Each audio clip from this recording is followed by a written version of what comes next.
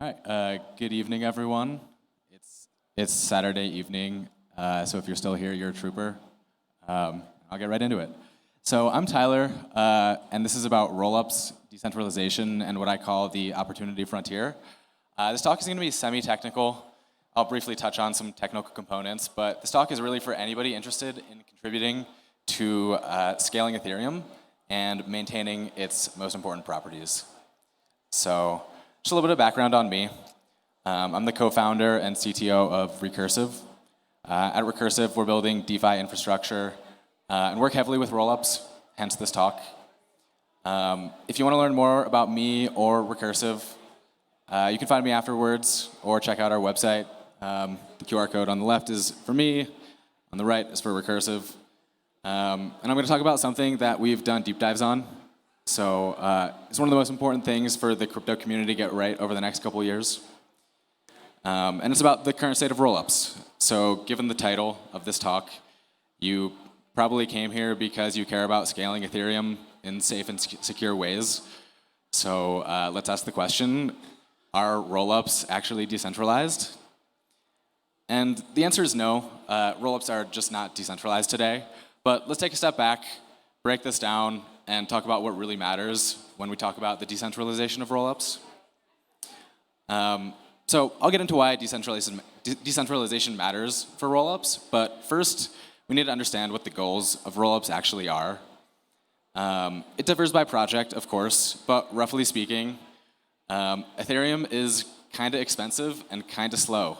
Around a year ago, I remember spending over $100 to send a single transaction on mainnet. So the goal of rollup is to make Ethereum cheap and not so slow.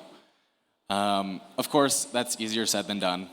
But broadly speaking, there are two ways that you can do this. The first way is to make Ethereum itself more efficient. And this is already happening. This is something that the Ethereum core devs are working on all the time. And the second way is to do as much as we can off of Ethereum, but to try to keep everything else the same. So the first way gets us improvements, but the second way gets us orders of magnitude better efficiency. Both are really important, but I'm going to be focusing on the second here. And I want to dig into the second bullet. So keeping everything else the same, what does that really mean? It's easy to get faster and cheaper transactions, but it's hard to do that while maintaining Ethereum's other properties, in particular its trust assumptions. So can we scale throughput while maintaining security? And how do we measure what security actually is? User sovereignty, do you have complete control over your funds in your accounts? And then protection against malicious MEV, which we'll get into some of the details of later. So given these goals, what does decentralization actually mean for rollups? Well, there's no need to bootstrap a set of validators. We already have Ethereums. Typically, decentralization means that we split up a task across thousands or tens of thousands of validators and trust that an honest majority of them are doing it correctly. But the whole point of rollups is that we don't actually need to do this. We already have Ethereums. So given that we have Ethereum's validators, let's set up a system that achieves those goals that we previously mentioned with as few as possible trust assumptions beyond Ethereum's validators. So what does a system like this look like? Well, rollups have evolved very quickly over the past couple years, but generally speaking, the architecture that we're looking at today is the following components. First, we have transaction data. This is something that lives on Ethereum. So when you have a transaction that you want to include, you want its data to live on Ethereum. Otherwise, you're making trust assumptions beyond Ethereum's validators. Second, we have execution. Once we have transaction data and we can see it on Ethereum mainnet, we need to run the computation that tells us the result of your transaction.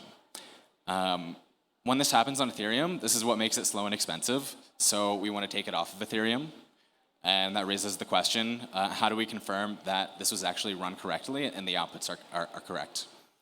And so that's actually the job of the third component here, which is the validating bridge. So after your transaction is executed, the validating bridge confirms that the outputs are actually correct. And there are multiple ways to do this. The two being actively developed right now are optimistic fault proofs and validity proofs, or ZK proofs. And then finally, the fourth component in this system is the sequencer. And so we talked about transaction data. If we're all sending our transaction data to Ethereum mainnet, it needs to be ordered somehow. So the execution component knows how to sequentially execute our transactions. And we'll discuss this more in a little bit, but this is actually a really powerful role in the rollup system. So this general architecture works for optimistic and ZK rollups, and it gives us a scalable environment with minimal trust assumptions. So it's kind of funny. Decentralization typically means using thousands or tens of thousands of validators to run something, but rollups don't need that. They just need this system to work properly. And typically, the trust assumption beyond Ethereum's validators is 1 of n. So we only need to trust one honest party to do this execution or validation correctly. So decentralization is actually not the goal of rollups, even though, well, decentralization is a means to obtain computational integrity. The nuances of the differences between computational integrity and decentralization aren't super important and beyond the, well, they're important, but beyond the scope of this talk. So if you're interested in chatting about that, feel free to grab me afterwards. So for now, we'll just call it decentralization. So how close are we to the end state of rollups, that architecture we just discussed? Well, let's look at the data. This is pulled from L2Beat, which is a fantastic resource for tracking the security and risks of using L2s. Here are the top 5 rollups by TVL. All of them have components that limit the decentralization of their systems today. So we see state validation, which is those fault proofs or ZK proofs that prove to the validating bridge that everything is operating correctly. We also have upgradability. So could the teams that are operating these rollups upgrade the smart contracts that are running them? Third, what happens if the sequencer stops working? And what happens if the validator software fails? So all of the rollups today fail on one of these components. Obligatory comment that Fuel v1 actually is operating with all of these systems in production. But they've actually deprecated their v1 system, so its TVL is practically 0 at this point, but it's still a very impressive system, and they're working on their v2 right now. So I'm talking about why computational integrity, why decentralization matters, but I want to ground this in reality. Do users actually care? So looking at this data, we have Ethereum TVL, which is around 108 billion. Arbitrum and Optimism are the 2 largest rollups by TVL, and they're around 1 to 3 billion in TVL. So, correlation doesn't always imply causation, of course, but users do care. Capital will only migrate to L2s when they are more secure than they are today. No one's going to trust their life savings on L2s in the current state that they're in, nor should they. So, as a quick aside, building state-of-the-art secure technology is really hard. This is not a dig at any of these teams. In fact, the point of this talk is actually the opposite. We should be really optimistic about the opportunities that this creates for builders across the ecosystem. So rollups today fall short on several properties that are critical to scaling Ethereum: sovereignty, upgradability, fault and ZK proofs, and MEV-safe design. And users care about this, so we should all see this as an exciting opportunity to contribute to the ecosystem. There are plenty of areas where new teams and founders can help build solutions that improve state-of-the-art trustless compute. So these are some problem areas that I'm really excited about. Please reach out if you're interested in discussing them or building possible solutions. These are just some examples, and there's a long list of rollup infrastructure that's both exciting and important for people to be working on. First, how do we ensure that MEV is extracted in a way that's healthy for users? MEV is maximal extractable value. It's the possible value that can be siphoned from the network from a privileged position in the network. This can be done in healthy ways or unhealthy ways, but it's highly tied in with the second point here, which is given the sequencer's position of power in the network,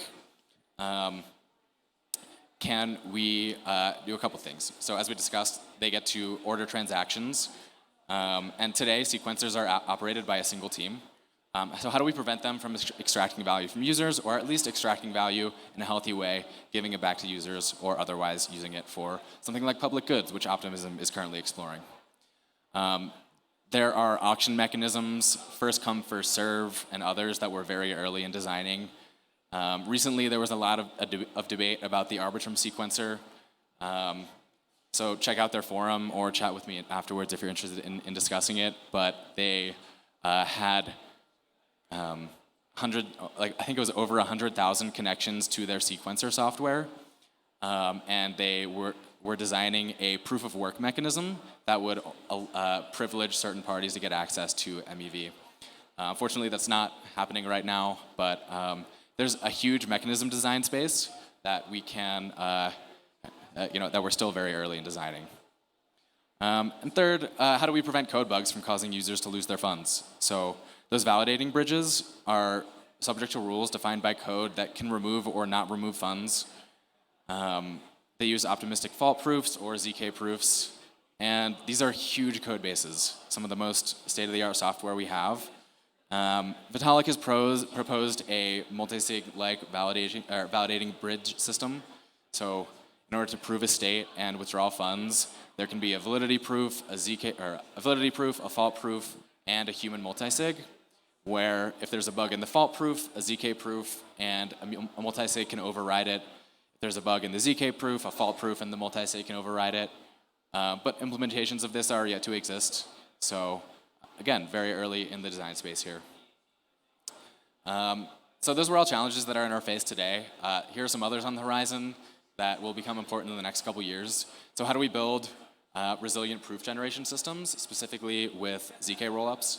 As ZK rollups proliferate, proofs are currently generated by a single supernode. If that supernode fails, the rollup cannot progress effectively, and users' funds can become stuck.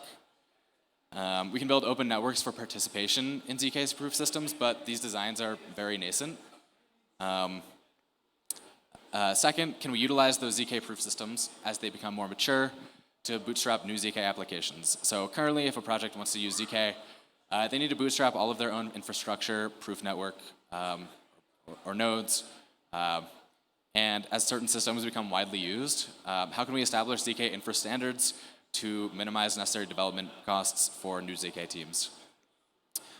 Third, how do we scale these same security properties to L3 ecosystems that evolve on top of the base L2 rollups? So fractal scaling is a whole other topic, but we can actually build L3s on top of the L2s in a similar way that we've built L2s on L1s with some constraints. But so how can we use all of the infrastructure we've built for L2s to make the development and adoption of L3 systems much quicker? So in summary, rollups present the most promise that we have to scale Ethereum. And there are many challenges yet to be solved in their development, so we should be excited by the opportunities to help decentralize them. Please reach out to me or anybody from the Recursive team if you're interested in discussing these problems or interested in relevant resources. That's all. Thank you, and hope you've enjoyed the conference.